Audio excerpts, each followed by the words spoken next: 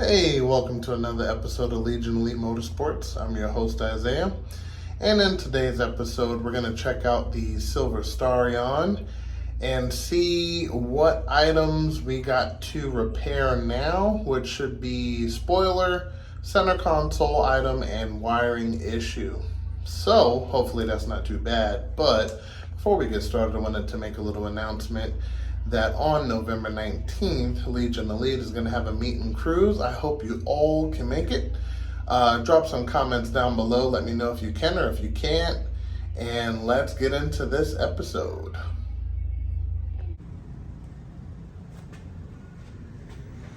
All right, finally got her in here. Okay. So, there's plenty of room actually, left to right at least. Got those items there without interrupting anything. And yeah, she's looking good. So in this episode, I just want to address a couple of things pertaining to this car in particular because it's been bothering me. So one of the first things is, let's step over here. All right.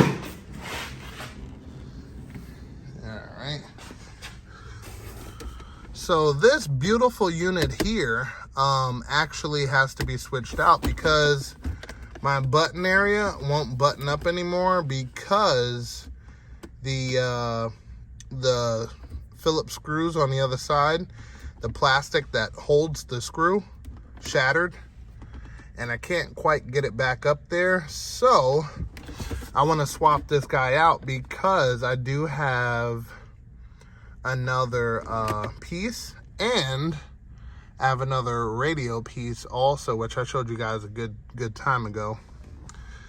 And here those items are. So got to clean this one up. It's not as spiffy as the one that's actually in the car, and this one's cleaned up, just dusty. So yeah, lots of dust. Clean that off. And then there's another issue. This thing. So I was actually driving along and I completely forgot to take this piece off. So it fell in the road again, and a whole host of cars ran it over. So now it's got this nice crease right here. I pretty much destroyed it. So I'm gonna stop dragging my feet and trying to repair that one. And I actually got another one ready to go. Now this one's in perfect shape, as you can see there. You know, nothing extreme, nothing jacked up or broken, but obviously it's the wrong color. So I'm thinking about sanding this down slightly and then going ahead and at least putting it on the car primered, but still debating, you know, depending on how it comes together. I don't want it to start seeping rust, but I do want to clean these spots up, like this one, and that's the worst one right there. So yep, just want to clean that up and then put the spoiler on there. But actually the spoiler pieces are still stuck on here from the original spoiler. So I have to go on the inside, which we're gonna do today. Go on the inside, take these three loose, and then should be good to go.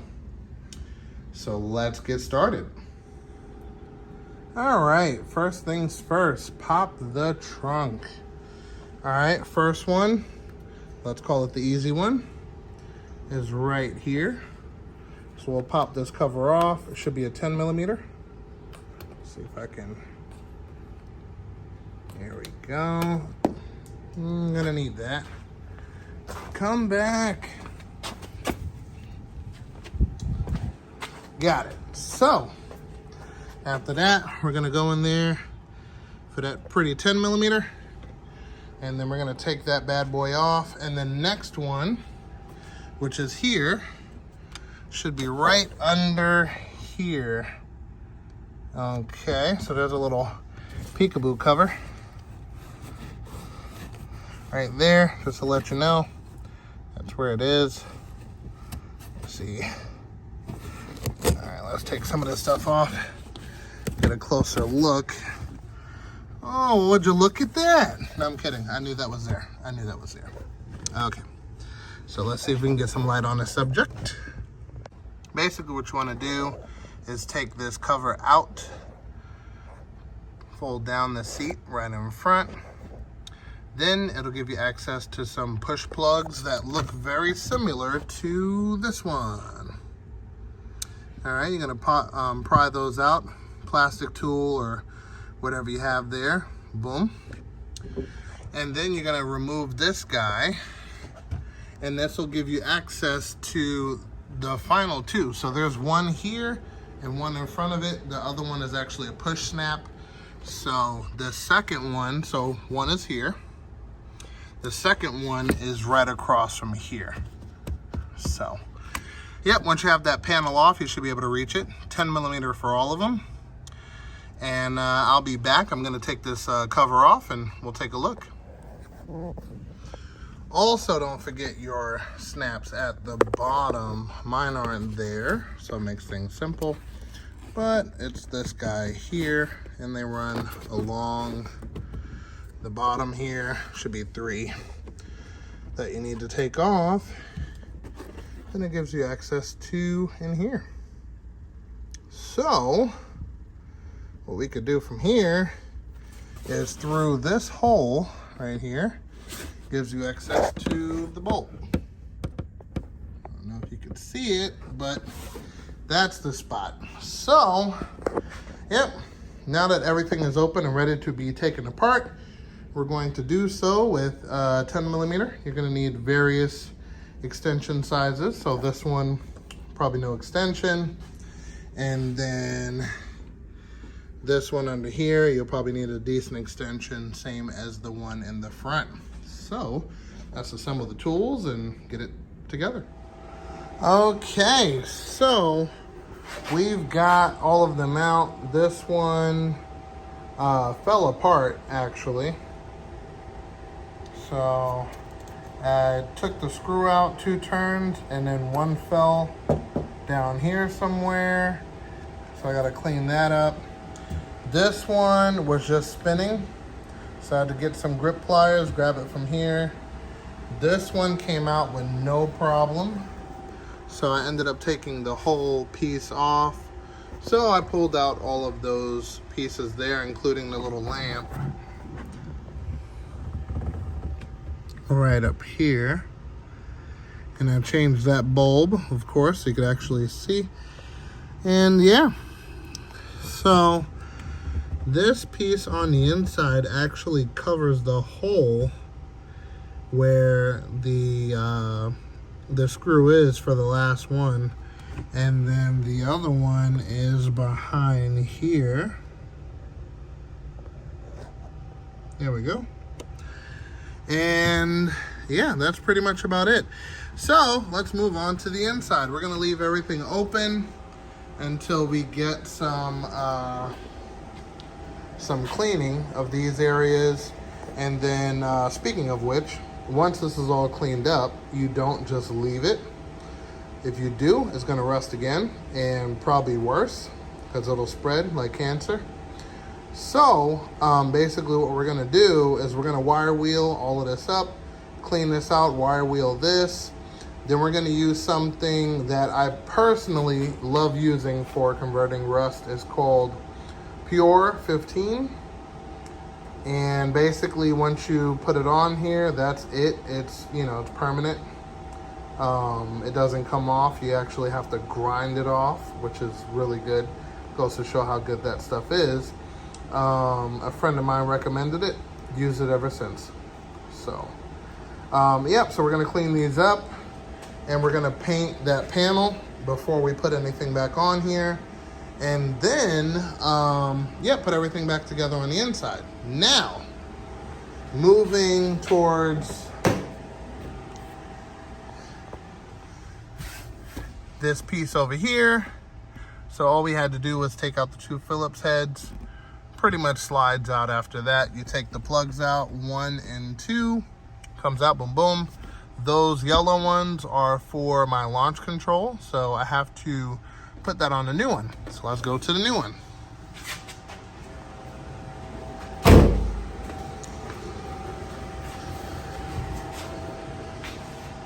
So, I know it looks the opposite, but this is the new one and that is the old one, as you can tell by the hole. So basically I have to put the hole in the same spot on this one and kind of take it from there. The centerpiece on the new one, you couldn't read it or see it, so I took it out, and we're gonna take this one here and put it on this one here. So what I'm gonna do is I'm gonna heat this up a little bit with the heat gun, because what it is a glass piece on the outside and a old petrified sticker on the inside that sticks to this lip right here. So I'm gonna heat this up a little bit so it'll come out as one, and then take it from there. Okay, so it didn't come out the best, but it didn't come out terrible, more or less, depending on how you think about it. But this one came out good, this one came out so-so, and the light reflection is not helping. But this one's ready to go. So basically, you know, heat this up, be careful, because it will partially melt, especially in this area here, the thinner part. Excuse the fan noise in the background, it's hot.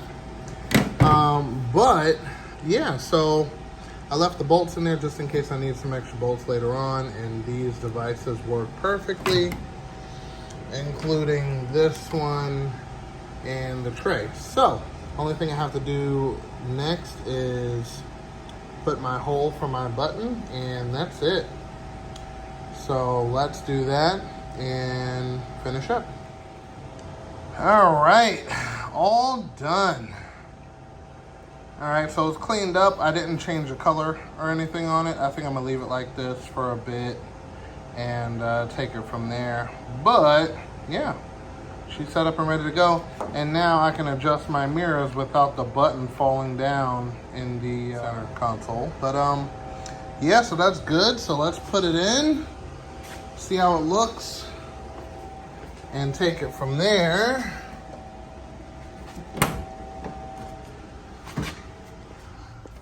Alrighty, so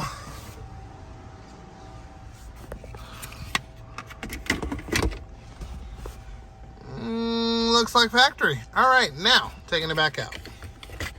Reason being is because we have to do the center console.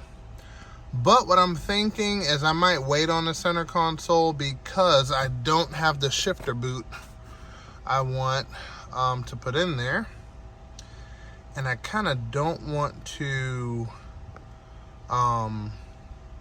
take the center console out again to put the shifter boot.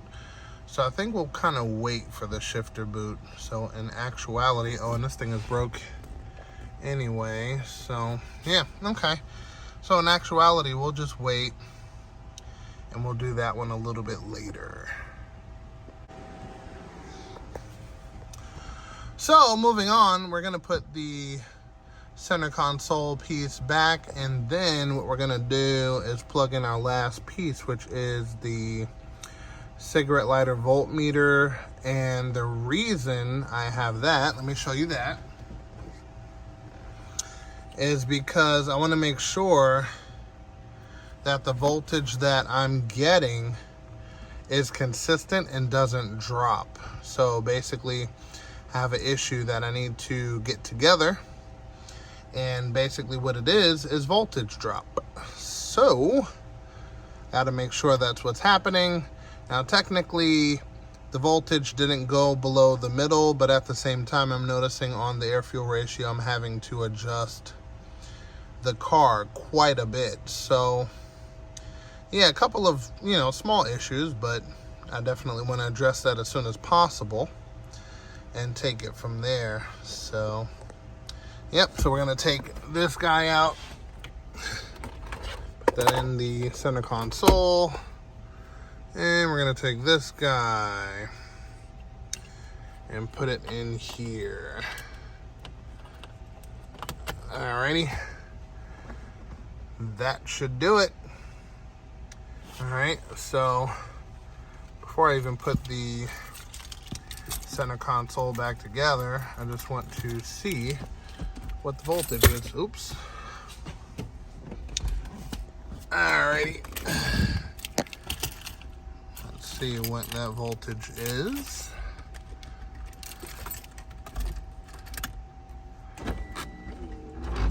Alrighty.